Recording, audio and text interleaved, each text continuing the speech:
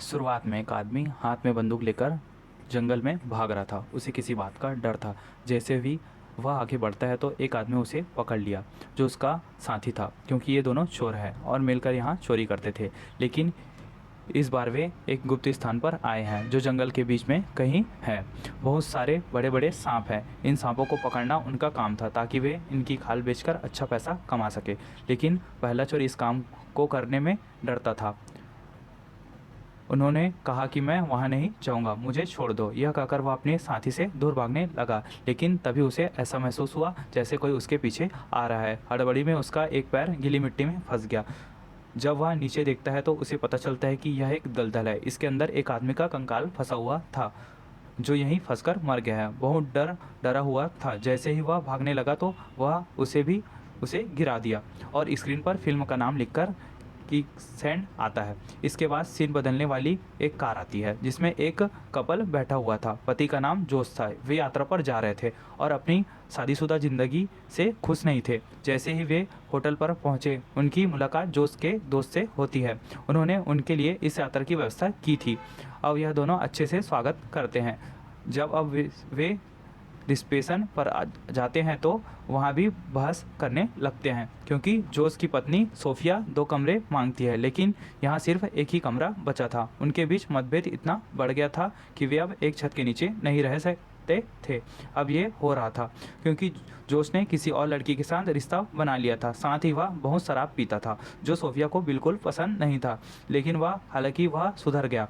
अब अपनी शादी का एक और मौका देना चाहता था और सोफिया के साथ रहना चाहता था। लेकिन उन्होंने अलग होने का फैसला कर लिया। अब जब वे रात को खाने की मेज पर थे तब उनका दोस्त कहता है कि यहाँ एक बहुत प्रसिद्ध जगह है, तो हम कल वहाँ ट्रैकिंग के लिए क्यों ना जाएं। अब अगली सुबह सोफिया ट्रैकिंग पर जाने के लिए तैयार है। जोश वहाँ नहीं है। उनका कहना है कि दरअसल मेरे दोस्त को कुछ ज़रूरी काम है, तो आज हम नहीं 2 दिन बाद जाएंगे। फिर सोफिया कहती है कि मुझे कुछ नहीं पता, मैंने वहाँ जाने का फैसला कर लिया है क्योंकि मैं वहाँ का सबसे खूबसूरत झरना देखना चाहता हूँ। तो चुपचाप तैयार हो जाओ और चलो। अब जोश को उसकी बात सुननी पड़ी। अब दोनों स्टेशन पर आते हैं और मैनेजर को नक्शा दिखाते हैं और जगह के बारे में पूछते हैं। झरने का स्थान, जिस पर मैनेजर कहता है कि आपको वहाँ नहीं बिल्कुल कहीं और जाना चाहिए, वहाँ कभी मत जाना। ऐसा कहता है कि वहाँ कोई खतरनाक शक्ति है, क्योंकि जो भी वहाँ गया है जिंदा वापस आना मुश्किल है। हर जगह सांप और दलदल है, कई खतरनाक जानवर कीड़े हैं। दरअसल वह शुरू से ही जगह के बारे में जानता था, तो भूलकर भी उस तरफ मत जाना, ऐसा वो कहने लगा। तो आप लंबा रास्ता अपनाएंगे। तो अब दोनों के ने उसकी बात मानी और लंबे रास्ते पर जाने का फैसला किया। अब यहाँ एक और चोर बैठा था, क्योंकि जंगल में ट्रैकिंग करने वाले कुछ लोग यहीं रुकते थे, इसलिए वह उनका पीछा कर उनके लूटने लगता था। अब जैसे ही जोश और सोफिया अपने कार लेकर निकलते हैं तो वह भी उनका पीछा करने लगता है। रास्ते में कई खूबसूरत जगह आई जिन्हें पर पार करते हुए वह आगे बढ़ते रहे। पूरी यात्रा के दौरान उन्होंने कोई बात नहीं की और चुपचाप बैठ रहे और एक जगह गाड़ी रोककर उतर गए, क्योंकि उन्हें यहीं से ट्रैक करना था और झरने वाली जगह पर जाना था। कुछ दूर चलने के बाद सोफिया थककर एक जगह पर बैठ गई, लेकिन तभी अचानक बादल गरजने लगे। ऐसा लग रहा था कि जोरदार बारिश होगी। तो जो सोफिया को वापस जाने के लिए कहता है, लेकिन उन्होंने जोर देकर कहा कि नहीं, हम इतनी दूर आ गए हैं और हमें अब झरने देखकर ही वापस जाना चाहिए। जिस पर जो उसे समझाने लगा कि देखो, समझने की कोशिश करो, अगर बारिश हो गई तो हमारा क्या होगा, कहाँ जाएंगे, कृपया सहमत हो। जिस पर थोड़ी बहस के बाद वह मान गई और वापस अपनी कार के पास आने लगे। लेकिन फिर वे अचानक पेड़ के पीछे छिप गए। उन्होंने देखा कि चोर उनकी कार के पीछे पास खड़ा है और शीशा तोड़ने की कोशिश कर रहा है। वह पीछे से अकेले ही उसके पास जाने लगा। कहता है, क्या कर रहे हो तुम, क्या ढूंढ रहे हो, आप क्या चाहते हैं। अब वह पीछे मुड़ता है और उस पर बंदूक तान देता है और कहता है, चुपचाप खड़े रहो और बताओ जो लड़की तुम्हारे साथ थी वह कहाँ है। यहाँ पर जो सोफिया को बचाने के लिए उससे झूठ बोलता है कि वह यहाँ नहीं है, बहुत दिनों से चली गई है। लेकिन चोर उसकी बात नहीं मानता और उसे सच बताने के लिए धमकाने लगता है, नहीं तो तुम्हें गोली मार दूंगा। अब ये सुनकर सोफिया डर गई। वह झट से बाहर निकलकर सामने आ जाती है। चोर ने बैग मांगा, तभी सोफिया बैग उसके सामने फेंक देती है और हाथ उठाकर खड़े हो जाती है। अब जैसे ही चोर बैग उठाने के लिए नीचे झुका, इधर जोश लड़की उठाता है और चोर को जोर से मारता है, जिससे वह नीचे गिर गया और ये दोनों मौका पाकर यहाँ से भाग जाते हैं। और चोर भी उड़ गया। अब हर जगह गोलीबारी शुरू कर दी, उनका पीछा करना शुरू किया। अब यहाँ बारिश होने लगी। यहाँ बड़ा देखकर जोश सोफिया से कहता है कि जंगल का रास्ता इस तरह से होता है जिसे लोग खतरनाक मानते हैं, वे वहाँ जाने से डरते हैं, तो तुम वहाँ जाओ क्योंकि वहाँ चोर नहीं आएंगे। अब तक चोर का ध्यान भटका दूंगा और बाद में तुम्हारे पास आ जाऊंगा। अब उनके अनुसार सोफिया उसी रास्ते पर चले गई और तेज़ी से दौड़ने लगते हैं, लेकिन बीच में वह एक मोटी पट्टी से टकराकर गिर जाता है और नीचे गिर जाती है। इसके माथे पर चोट लगी है। तभी वह बेहोश हो गई। कुछ देर बाद जब उसे होश आया, फिर वह इधर उधर देखने लगती है। कहता है कि मैं कहाँ से आया हूँ और अब मुझे कहाँ जाना है। दरअसल वह रास्ता भूल गई थी, तो वो बिना सोचे आगे बढ़ने लगी, लेकिन तभी उसका पैर फिसल गया और वह दलदल में जा गिरी।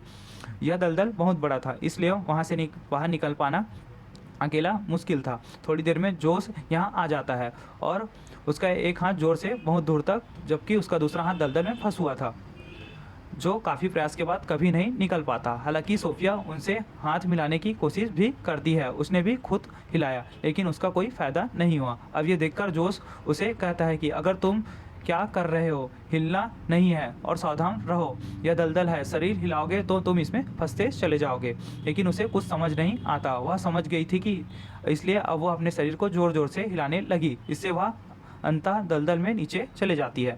अब यह देखकर बहुत घबरा गया। बिना एक सेकंड भी बर्बाद किए वह दलदल में कूद जाता है और बिना हिले उसे सीधे अपना हाथ नीचे किया और सोफिया को बाहर खींच निकालता है, जो बिल्कुल ठीक थी। लेकिन वह रोते हुए कहती है, अब हम फंस चुके हैं, तुम अंदर क्यों फंस गए। जोश उसमें कहता है कि यह इन चीज़ों का समय नहीं है और अब चुपचाप खड़े रहो, क्योंकि ये दलदल बहुत गहरा है। अगर हम नहीं हटेंगे तो हम अंदर ही डूबने से बच जाएंगे, इसलिए कृपया थोड़ी देर लिए मूर्ति की तरह चुपचाप खड़े रहो। जब सोफिया ने उसकी बात मानकर ऐसा ही किया, वह चुपचाप खड़ी रही और जोश की आंखों में दिखने लगी। जब जोश का दोस्त अपना काम खत्म करके होटल लौटता, उन्हें पता चला कि वह ट्रैकिंग के लिए गए हैं, इसलिए वह रिसेप्शन पे गए थे और उनके वापस आने का इंतजार करने लगा। और सोफिया, जो बहुत चिंतित थी, वह जोश से पूछती है कि हम कब तक ऐसे ही रहेंगे, जिस पर वह जवाब देते हैं कि आमतौर पर दलदल बहुत गहरे होते हैं, लेकिन इनमें पौधे की पत्तियां होती है ताकि वे हमारा भार सहन कर सके, तो इसलिए आप चिंता ना करें, हम यहाँ नहीं डूबेंगे। अब उन्होंने देखा कि दलदल में एक अंडा है, लेकिन उसे समझ नहीं आ रहा है कि जिस जानवर का है।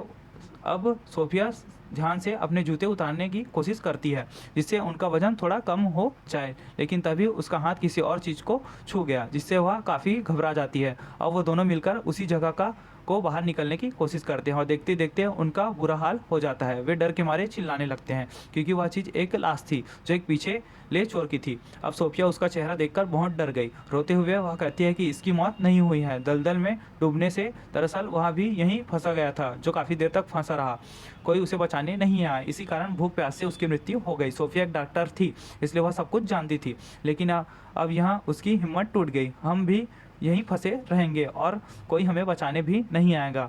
इसकी पीठ पर एक बैग बंद हुआ था, जिसे जोश निकाल लेता है। सोफिया ने भी बंदूक उठा ली, जो चोर की लाश के हाथ में था। ये लोग बैग खोलते हैं, जिसके अंदर उन्हें छोटे छोटे बक्से हथियार मिलते हैं, और जैसे एक बंदूक, लाइटर, चाकू, बाइबिल इत्यादि। अब ये लोग सोचते हैं कि यहाँ से निकलने के लिए इन चीज़ों का क्या कर सकते हैं। जोश इधर उधर देखने लगा और उसे अपने पिछले एक पत्थर पड़ा हुआ दिखाई देता है। तो अब ये लोग एक योजना बनाते हैं कि हम थैले को लंबा काटेंगे, उनमें एक छोड़कर एक रस्सी बना लेंगे और फिर एक बड़ी सी गांठ पर लगा देंगे और उसी पत्थर पर लगा देंगे। फिर हम बार बार इसी से बाहर निकलने की कोशिश करेंगे, जिसके बाद वह अपने प्लान का पूरा करने के लिए जुट जाते हैं। लेकिन फिर हमें दलदल में पास बहुत सारी बड़ी जंगली चींटियाँ दिखाई देती हैं, जो बहुत बुरी तरीके से काटती है। अब वो दोनों इस समय से अज्ञात थे। दूसरी तरफ जोश का दोस्त, जब वह उसका इंतजार कर रहा था, फिर वह उसे चोर दिखता है, तो उसके पास जोश का बैग था, उसके पास दोस्त का शक था, तो वह चोर से पूछने लगता है कि तुम्हें यह बैग कहाँ से मिला, लेकिन वह बिना जवाब दिए वहाँ से भागने लगता है। उसका दोस्त भी भाग गया और चोर को पकड़कर पीटना शुरू कर देता है कि मुझे सच बताओ, क्या बात है, क्या हुआ। अब इस झगड़े को देखकर यहाँ पुलिस भी आ गई, जो उन दोनों को गिरफ्तार कर लेती है और उन्हें बैग से लंबी पट्टियाँ काट ली। वे वापस से जुड़कर रस्सियाँ तैयार कर लेती हैं। रस्सी के सिर पर एक बंदूक डालकर सोफिया उसे बार बार पत्थर की फेंकने और लगती है। अब वो पत्थर तक नहीं पहुंचता, लेकिन अभी ये 3-4 फीट कम है। देखो, जोश कहता है कि चलो यह करते हैं कि मैंने अपने जैकेट काट कर उसे जोड़ दी, अब रस्सी पूरी हो जाएगी। सोफिया ने भी कहा कि तुम जैकेट काट दो, फिर भी मैं भी काटूंगा। लेकिन दोनों जानते हैं कि अगर जैकेट उतारते ही फिर ठंड के कारण दोनों की मर जाएंगे। जोश कहता है कि अगर हम कल तक होटल नहीं पहुंचे तो हमारा मित्र हमें बचाने अवश्य आएगा। अब वे खोज रहे हैं। तभी सोफिया की आंखों में एक चिंगारी चमक उठी, क्योंकि उसे हेलीकॉप्टर गुजरा रहा था। सोफिया अभी वह जीवित रहने के लिए उम्मीद कर रही थी। अब वह लाइटर निकाल लेती है। अब बाइबिल पर प्रकाश डालने की कोशिश करता है, क्योंकि अगर आग को देखकर हेलीकॉप्टर उनकी मदद के लिए आ जाएगा। इसलिए वह पागलों की तरह कोशिश करने लगती है, जिस पर जोश उनका हाथ पकड़ लेता है और उसे ऐसा करने को रोकता है कि ऐसा मत करो, कोई लाभ नहीं होगा, क्योंकि ये बाइबल पूरी तरह से गीली है। जिस पर सोफिया जवाब देती है, तो ठीक है, मैं इस रस्सी को जला दूंगा। तो इतना कहकर वह रस्सी खींचने लगती है। अब यह देखकर जोश को उस पर गुस्सा आने लगता है। क्या तुम पागल हो? हेलीकॉप्टर हमसे बहुत दूर चला गया है, जो हमें देख नहीं सकता। यह रस्सी की हमारी एकमात्र आशा है। अगर तुम इसे जला दोगे तो हम बाहर नहीं निकल पाएंगे। लेकिन सोफिया बहुत डरी हुई थी, इसलिए वह जोश को चुप रहने के लिए कहती है, मैं जो कर रही हूँ मुझे करने दो। अब इस बात से उसका ध्यान भटकाने के लिए जोश ने उसे बात करना शुरू कर दिया। उसे उस समय की याद दिलाई जब वो पहली बार मिले थे। अब यह सुनकर सोफिया ने अपने आप को रोक लिया। वह भावुक हो गई, उनकी आंसुओं में आंखें भर आई। लेकिन फिर अचानक वहाँ दर्द से चिल्लाने लगे, क्योंकि उसके पीठ पर जो खतरनाक चींटियां चढ़ रही थी उसे लगातार काट रहे थे।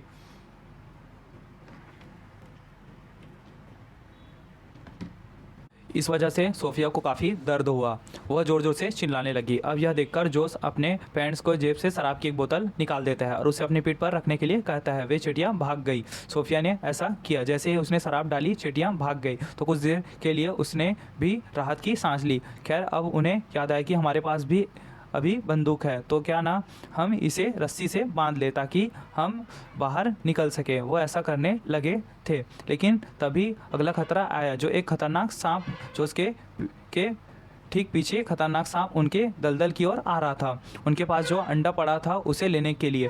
अब हालांकि जोश भी काफ़ी डरा हुआ था, लेकिन वह सोफिया को प्रोत्साहित करता है कि तुम डरो मत, ठीक है, बहादुर बनो। जब वह करीब आए तो उसे गोली मार डालना। अब ऐसा करने के लिए सोफिया उसका इंतजार करने लगी, लेकिन जैसे ही वह जोश के पास आता है उसे काट लेता है। अब सोफिया बिना समय बर्बाद के झट से उसे गोली मार देती है, जिससे वह घायल होकर वहाँ से चला गया। जोश को पता था कि यह एक जंगली सांप है और बहुत खतरनाक होगा। इसका जहर मेरे अंदर फैल जाएगा, मैं शीघ्र ही मर जाऊंगा। लेकिन सोफिया उसे प्रोत्साहित करती है कि ऐसा सोचो कि कुछ नहीं होगा, ठीक है, मैं यहाँ तुम्हारे साथ हूँ, चिंता मत करो। वहाँ जोश का दोस्त चोर से पूछता है, तुम्हें मेरे दोस्त का बैग कहाँ से मिला? मुझे सच बताओ, मैं तुम्हें अपनी कीमती घड़ी दूंगा जो बहुत महंगा है, और मैं पुलिस को भी नहीं बताऊंगा कि तुमने उसे चुराया है। मुझे बताओ वो दोनों कहाँ हैं?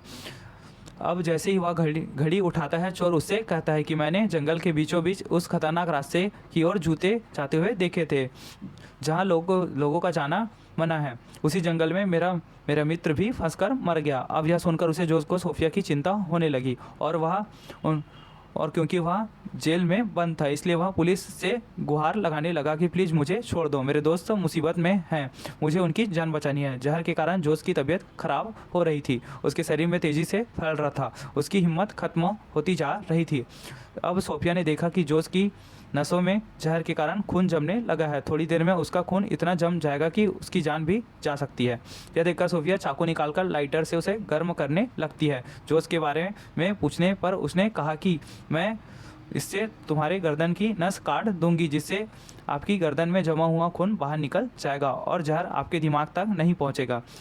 अब हालांकि जोश की हालत अच्छी थी, वह दर्द से तड़प रहा था, लेकिन फिर भी हंसते हुए वह उससे पूछता है, तुम कैसे डॉक्टर हो?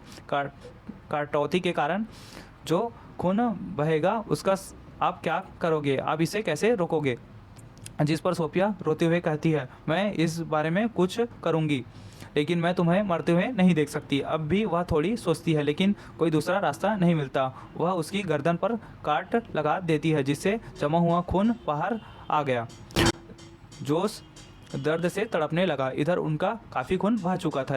इसका नेक्स्ट पार्ट देखने के लिए हमारे चैनल पर जाएं और चैनल को सब्सक्राइब करना ना भूलें।